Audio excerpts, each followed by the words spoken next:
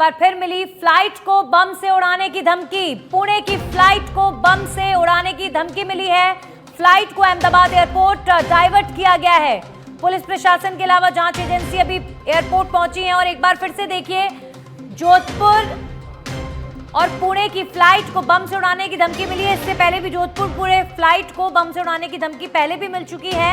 तो अब इस फ्लाइट को अहमदाबाद के लिए डाइवर्ट किया गया है और जो प्लेन के इंस्पेक्शन की टीम होती है वो प्लेन को आइसोलेशन में रखकर अब उस प्लेन की जांच भी करेगी। एक भी धमकी को हल्के में नहीं लिया जा रहा। लेकिन चिंता का विषय ये है कि प्लेन्स को उड़ाने की धमकी का सिलसिला लगातार जारी है। एक बार फिर फ्लाइट को बम से उड़ाने की धमकी मिली है।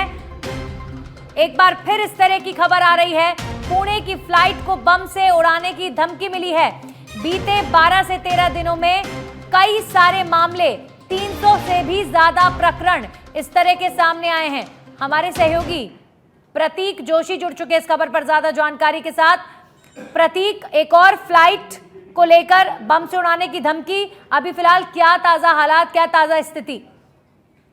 जी शालिनी, अवश्य जिस तरह से बात की जाए, पिछले 10 दिनों में जो धमकियां मिल रही है, उसी धमकी को लेकर अगर देखा जाए तो 5वीं बार ये धमकी मिली है। जो फ्लाइट की 6E414 फ्लाइट को जो धमकी मिली है, जो पुणे की फ्लाइट को जोधपुर होके निकलना था, अहमदाबाद पर उसे लैंड करवाया गया है, जहां पर जांच की गई है। जो यात्री थे वो हवा में सफर कर रहे थे, उसी दरमियान मेल पर ये धमकी मिली है। और धमकी मिलने के साथ ही जो स्थिति और हालात बने हैं, अब तक की जो जांच एजेंसियां हैं वो कहीं न कहीं फेल होती नजर आ रही है। जो 5वीं बार धमकी मिली है और धमकी मिलने के साथ ही जिस यात्रियों में हड़कंप मचा हुआ रहता है, उसी को लेकर जो पुणे से जो फ्लाइट चली है उनको धमकी मिली है। जी शालिनी। जी बिल्कुल, अभी फिलहाल फ्लाइट को अहमदाबाद के लिए डाइवर्ट किया गया है, तो सारा जो इंस्पेक्शन का कार्य है वहीं पर होगा। लेकिन जोधपुर पुणे की फ्लाइट लगातार जो इस तरह की धमकियां दे रहे हैं उनके टारगेट पर नजर आ रही है।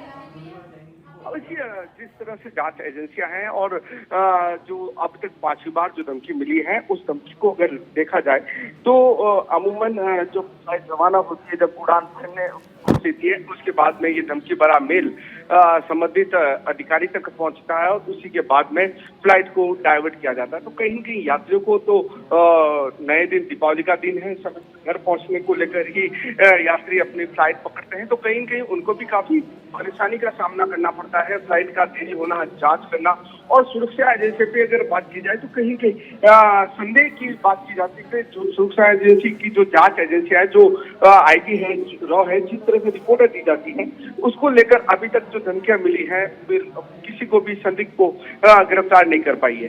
जी शालिनी। चलिए, शुक्रिया प्रतीक आपका तमाम जानकारियों के लिए।